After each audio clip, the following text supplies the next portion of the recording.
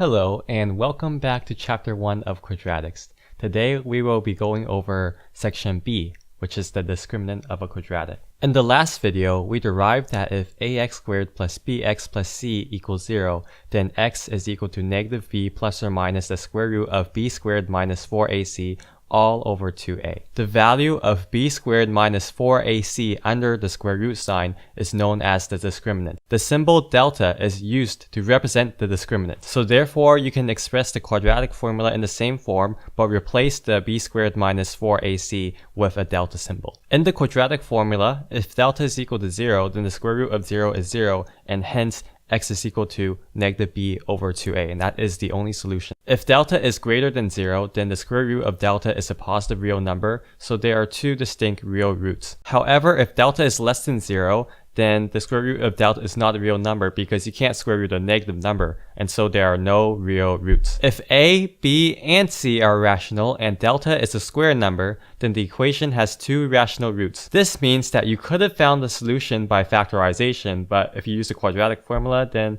I guess that's alright too. Sometimes using factorization can be easier than using the quadratic formula. That is, given that the quadratic equation is factorable in the first place. In example A, we can use the discriminant to determine the nature of the roots of both of these two quadratic equations. The term roots is the same as the solutions to a quadratic equation. In these examples, we use a couple conditions to determine the nature of the discriminant. First, if the discriminant is less than 0, then there are no real roots. Second, if delta is equal to 0, then there is a repeated root. Since delta in example B is greater than 0, we must check if it's a perfect square. If it is a perfect square, then there are two distinct rational roots. That is, given that A, B, and C are rational. However, since delta in example B is not a square, there are two distinct irrational roots. Here in example 9, we are given a quadratic equation in which we have to find the discriminant. The discriminant, or delta, is equal to b squared minus 4ac, which in this example is equal to 4 minus 4m. So we know that delta is equal to 0 for a repeated root,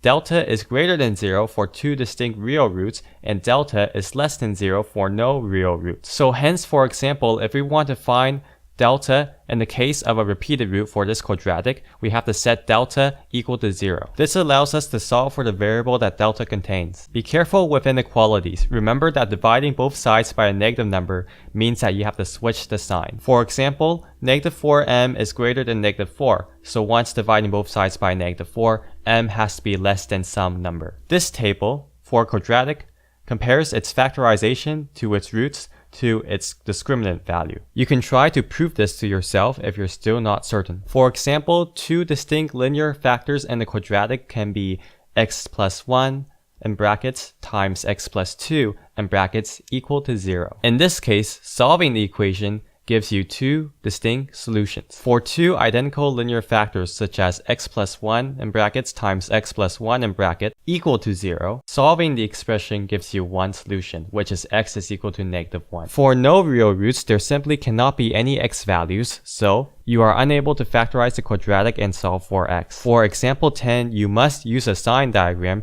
because the discriminant contains more than one linear factor. A sign diagram is a horizontal line with vertical lines that represent any values of the variable that make the expression 0. In between the vertical lines, signs are used, positive or negative. The sign denotes that between vertical lines, the overall expression will be positive or the overall expression will be negative. So in example 10, a sign diagram has been drawn for the discriminant. The discriminant, once after simplifying, is equal to k plus 9 in brackets times k plus 1 in brackets. So on the diagram, the vertical line above the number negative 9 means that if k equals negative 9, the whole expression is equal to 0. The same thing goes for if k is equal to negative 1. To find what sign to put between the intervals, we can do trial and error and plug in values between the intervals into the expression to find what sign we get. So for example, if k is equal to negative 2, which lies between the vertical lines of negative 9 and negative 1,